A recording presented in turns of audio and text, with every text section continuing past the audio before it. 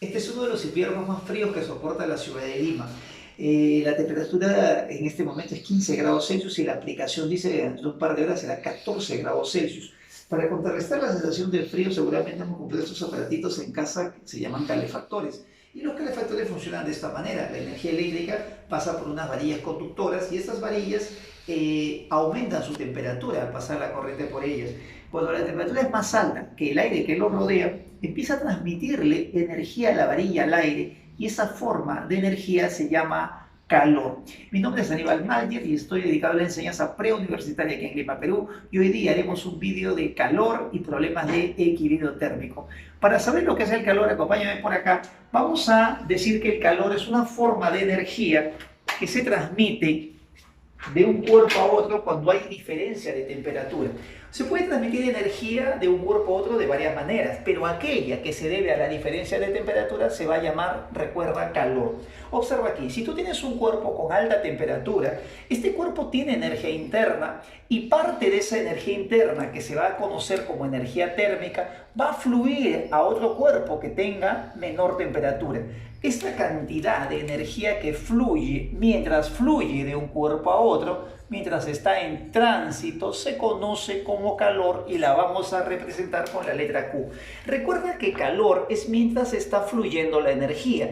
Cuando la energía está dentro del cuerpo no se llama calor, recuerda eso, no se llama calor, se llama energía interna y también se puede denominar energía térmica, esa porción que va a salir. Cuando la energía nuevamente entra en el cuerpo, también va a ser parte de la energía interna y esa porción se llamará energía térmica. Entonces, la energía dentro del cuerpo es energía térmica. La energía dentro del cuerpo es térmica y cuando fluye, pasa de un cuerpo a otro por diferencia de temperatura, se llama calor. Anotemos esto entonces, el calor es una energía en tránsito, no es nunca energía que se almacena. El calor no se almacena, lo que se almacena es la energía térmica. La unidad de calor es el Joule, en honor a James Prescott Joule, su símbolo es J, y hay dos unidades antiguas que datan de la Edad Media llamada caloría y kilocaloría. En aquellas épocas de la Edad Media se pensaba que el calor era una sustancia que fluía de un cuerpo a otro. Una cantidad de esa sustancia o una porción de esa sustancia cuando entraba en un gramo de agua y producía el incremento de 14,5 grados Celsius a 15,5 grados Celsius, entonces se decía que esa cantidad de calórico que había entrado era una caloría. Si teníamos un kilogramo de agua y ese kilogramo de agua, por acción de ese calórico que entraba, subía de 14,5 a 15,5, se decía que la cantidad de energía, o perdón, la cantidad de calórico que había entrado era una kilocaloría. En aquellas épocas no se conocía que el calor era energía, se pensaba que todavía era una sustancia. ¿Y cómo se pasó de pensar que era una sustancia a energía? Bueno, sigamos por acá. La historia comienza con Benjamin Thompson, un americano de origen inglés que vivió en Estados Unidos en la época de la Revolución Americana. Como resultado de ella, emigra a Estados Unidos y, emigra a Europa. Primero va a Inglaterra y después se va al reino de Bavaria. Y cuentan que allá hizo construcción de cañones y observaba que al perforar los cañones el agua se calentaba. Él observa por primera vez el calentamiento del agua debido a la fuerza, a la fricción de los metales. Hay un mito que dice que Thomson sumergió un cañón en agua y al hacer el taladro de los huecos hizo hervir el agua aproximadamente taladrando como 2 horas y media el cañón. Eso fue un experimento que permite relacionar por primera vez la fuerza de fricción, o en todo caso la fricción entre los cuerpos, con el calor. El que tomó medidas precisas fue James Prescott Joule. En 1843 establece la relación entre la energía mecánica y la energía térmica a través de este famoso experimento. Su experimento era así, era un recipiente con agua. Había dentro de él unas paletas unidas a un eje y este eje podía rotar debido a la acción de unas cuerdas que lo jalaban al momento de soltar los bloques. Cuando los bloques se soltaban y caían y perdían energía potencial, esa pérdida de energía potencial generaba un incremento de temperatura. Al caer el bloque jalaba las cuerdas, hacía girar el eje y entonces las paletas golpeaban el agua y al momento de golpear el agua producían un incremento de temperatura. Comparando la energía en potencial perdida y la caloría que en aquella época se conocía, se encontró esta relación de 4,186 Joule, que es equivalente al efecto producido por una caloría de calor. Este valor se conoce como el equivalente mecánico del calor, es decir, aquella cantidad de energía mecánica que se debe invertir para convertirla en una caloría de calor. Joule no solamente hizo experimentos entre energía mecánica y calor, también lo hizo con corriente eléctrica y calor, y entonces él es uno de los principales promotores del principio de conservación de energía. Para hacer los problemas necesitamos de algunas definiciones como esta, la capacidad calorífica. La capacidad calorífica se define de esta forma: una definición es una expresión matemática única y universal que permite determinar una cantidad física. La capacidad calorífica ha sido determinada así: es el calor que recibe un cuerpo entre el cambio de temperatura, sus unidades pueden ser Joule por Kelvin o calorías por grado Celsius, y en palabras esto se diría así: es la energía que se debe suministrar a un cuerpo, sin importar la masa, a un cuerpo, puede ser sólido, líquido o gas, para que varíe su temperatura en una unidad, o sea, para que aumente o disminuya en una unidad su temperatura. La capacidad calorífica se considera una propiedad extensiva, es decir, depende de la masa. Podemos hacer experimentos sencillos. Por ejemplo, si llevas tu tupper normalmente le das una cierta cantidad de calor para que se eleve la temperatura al valor que tú deseas. Si tuvieses un tupper con doble comida, vas a tener que darle más calor para producir el mismo cambio de temperatura. Entonces, al tener más masa, las cantidades de calor que necesito para la misma variación de temperatura van a ser diferentes. Por lo tanto, se dice que depende de la masa. Otra cantidad física que debemos conocer es el calor específico, que se define así. El calor específico se define como el calor dividido entre la masa y la variación de temperatura. Las unidades de este calor entre masa y calor específico serían así: en el sistema internacional sería Joule por kilogramo Kelvin, o también puede utilizarse calor por grado Celsius. ¿Qué representa el calor específico? El calor específico es la energía que debemos suministrar a la unidad de masa de una sustancia para que varíe su temperatura en una unidad. Ahora ya no es sobre un cuerpo cualquiera, sino sobre una unidad de masa de una sustancia.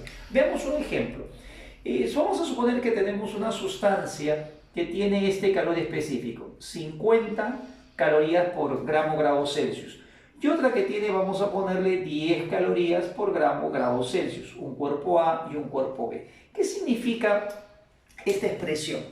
Si este cuerpo está hecho de una sustancia cuyo calor específico es 50 calorías por grado Celsius, eso quiere decir que si yo acá tengo 1 gramo de esta sustancia, para que suba 1 grado Celsius debo darle 50 calorías.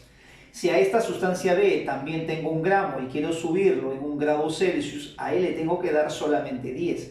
El calor específico, cuando es mayor, quiere decir que tengo que darle más calor a este gramo para que suba en 1 grado Celsius de esta sustancia, y a este cuerpo tengo que darle menos. Eso significa que el calor específico también representa la resistencia al cambio de temperatura. La sustancia A y B no son iguales. La sustancia A necesita 50 calorías para que 1 gramo sube en 1 grado Celsius. En cambio, la sustancia B con solo 10 calorías sube también 1 gramo en 1 grado Celsius. Entonces, esta sustancia A es más resistente al calor, recibe más calor y su temperatura se eleva más lentamente. Por esa razón, recuerda esta interpretación. El calor específico es la energía que se debe suministrar a la unidad de masa de una sustancia para que su temperatura varíe en una unidad. Y esta expresión significa que representa la resistencia al cambio de temperatura. Una sustancia de mayor calor específico se resiste más a cambiar su temperatura, o se calienta más lentamente o se enfría más lentamente. Sobre el calor específico debemos recordar que es una propiedad intensiva, no depende de la masa, sino depende de qué sustancia tenemos. Tú puedes tener 1 litro de agua o 5 litros de agua y simplemente el calor específico será el mismo. No depende de la masa, sino depende solo que sea agua. Con esos conceptos vamos a resolver un par de problemitas que han venido en exámenes de la UNI. He tomado un par de reliquias de los exámenes pasados. Y hemos recurrido a esta, una bonita pregunta para aquellos que dicen que antes venía más difícil, ¿no? 1998, segundo examen que tomó la UNI en aquel año. Dice, un estudiante mezcla dos cantidades de un mismo fluido. Cuando me dice que es un mismo fluido, es una misma sustancia, entonces debo pensar que los dos tienen que tener el mismo calor específico, porque como hemos mencionado anteriormente, el calor específico depende de la sustancia. Dice que están a diferentes temperaturas y aquí comienzan, mira, datos importantes. La masa y la temperatura del fluido más caliente. Dice que son 3 veces la masa y la temperatura del más frío. Cuando tienes este tipo de problemas de mezclas, vamos a usar este método de la recta numérica. La recta numérica crece de izquierda a derecha, así que por acá voy a poner la sustancia más fría y por aquí voy a poner la más caliente. Dice el problema que tengo una masa M y por acá tengo una masa 3M. El problema dice que la masa y la temperatura del fluido más caliente son 3 veces la masa y la temperatura, mira, del más frío. Dice además el problema que la temperatura del más frío es 20 grados, o sea, este valor en realidad es 20 grados. Por lo tanto, este valor tendría que ser el triple, 60 grados. Y me preguntan hallar la temperatura de equilibrio. La temperatura de equilibrio debe estar en una posición intermedia. Cuando tenemos este tipo de problema, debemos recordar que dos cuerpos con diferente temperatura al combinarse empiezan a transferirse energía. Si hay diferencia de temperaturas, la energía empieza a fluir del caliente hacia el frío en forma natural.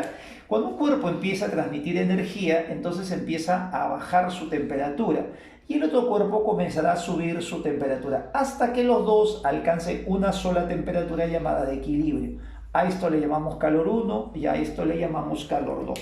Siempre vamos a suponer que estamos en sistemas aislados y si un sistema es aislado, por conservación de energía, el calor 1 y el calor 2 tienen que sumar 0. Uno debe ser positivo y el otro negativo.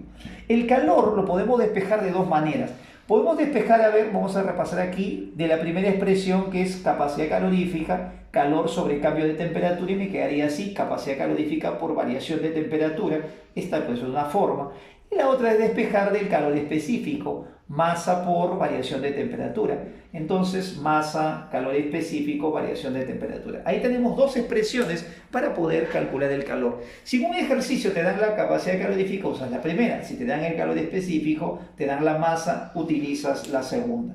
En este problema voy a usar la segunda porque tengo la masa y como dice que ambas son del mismo fluido, vamos a asumir que las dos tienen el mismo calor específico. Entonces sería así, la masa de la primera sería M multiplicada por un calor específico que desconozco y la variación sería la temperatura final menos la temperatura inicial.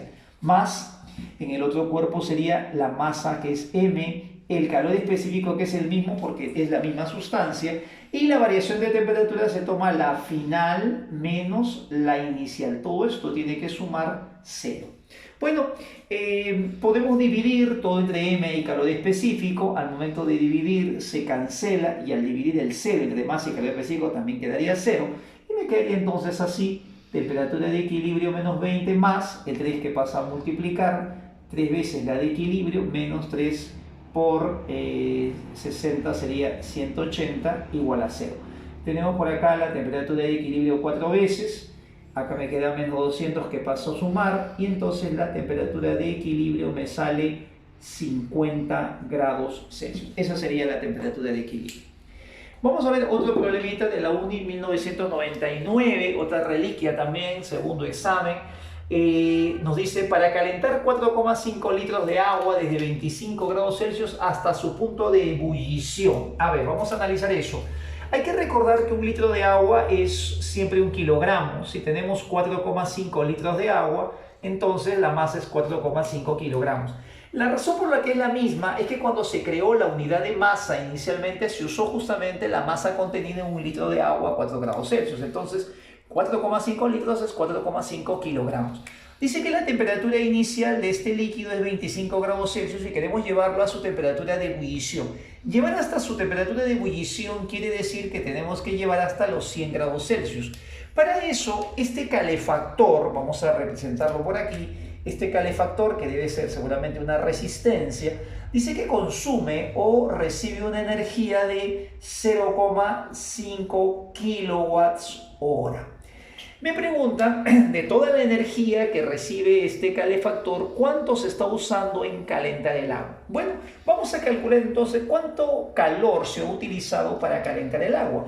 Y eso se puede otra vez hacer de esta manera. Utilizando la segunda definición de calor específico, entonces despejando sería el calor, sería la masa por el calor específico por el cambio de temperatura. Como la unidad aquí está en kilowatt hora, esto se puede pasar a joule, vamos a trabajar todo en joules. A ver, esto sería así. La masa en sistema internacional sería 4,5 kilogramos. ¿Cuánto es el calor específico en sistema internacional? Vamos a aprovechar por acá, sígueme un ratito para enseñar esto. Nosotros debemos recordar que el calor específico del agua es 1 caloría por grado Celsius. Eso seguramente lo debemos nosotros haber visto, ¿no?, en muchos textos. ¿Cuánto vale ese mismo valor, este calor específico para unidades del sistema internacional? Voy a utilizar el equivalente mecánico. 1 caloría equivale a 4,186 joules. 1 gramo a 10 a la menos 3 kilogramos. Y 1 grado Celsius, como resulta de una variación, o 1 Kelvin, va a ser equivalente, lo voy a dejar en grados Celsius. Este 10 a la menos 3 va a subir a la parte, al numerador, y al cambiar su signo del exponente se convertiría en 1000, va a ser 4186. 4,186 por 1000 sería 4186 joule por kilogramo grados Celsius. Este es el calor específico del agua en unidades del sistema internacional. Recuerda eso, 1 caloría por gramo grados Celsius siempre equivale a 4186 joule por kilogramo grados Celsius. En este ejercicio nos dan como equivalente mecánico el 4,18. Entonces sería así. El calor específico sería 4180. 4180, porque me han dado esta equivalencia en el equivalente mecánico como dato. Y la variación de temperatura de 25 a 100 sería de 75. Sería de 75 grados Celsius. Entonces hay que operar este resultado. Esta es la cantidad de calor. Bueno, como la UNI tiene calculadora, entonces yo también voy a usar mi calculadora. Sería 4.5 por 4180 y eso por 75. Y me sale esta cantidad. 1.410.750 joules. Esa es la cantidad de joules que necesito para incrementar la temperatura del agua. Pero ¿cuánto calor le hemos entregado al calefactor? Como esto está en otra unidad, lo que vamos a hacer es convertir también esta unidad a joules. Y esto se convierte así. 1 kilowatt sería 1000 watts y 1 hora sería 3600 segundos. Si esto lo paso a segundos y esto está en watt y segundos, eso me da joules. Entonces aquí me queda de esta manera. 0,5 por 3600 sale 1800, por 1000 sale 1.800.000 joules. Esta es la cantidad total de energía que se entrega al calefactor y ese calefactor solo utiliza esta cantidad en en calentar el agua. Entonces, esto para nosotros representa el 100% y la pregunta es esto, ¿cuánto porcentaje será? Aplicando una regla de 3 simple, entonces el valor del porcentaje sería así. Multiplicamos 1.410.750, multiplico por 100% y lo divido entre 1.800.000 joules. Y el resultado nos debe salir de aproximadamente 78,37%. Esa debe ser la solución. Muy bien, amigos, los invito para el próximo vídeo de cambios de fase, donde hay problemas también muy interesantes que han venido en la UNI. Nos vemos. Chao.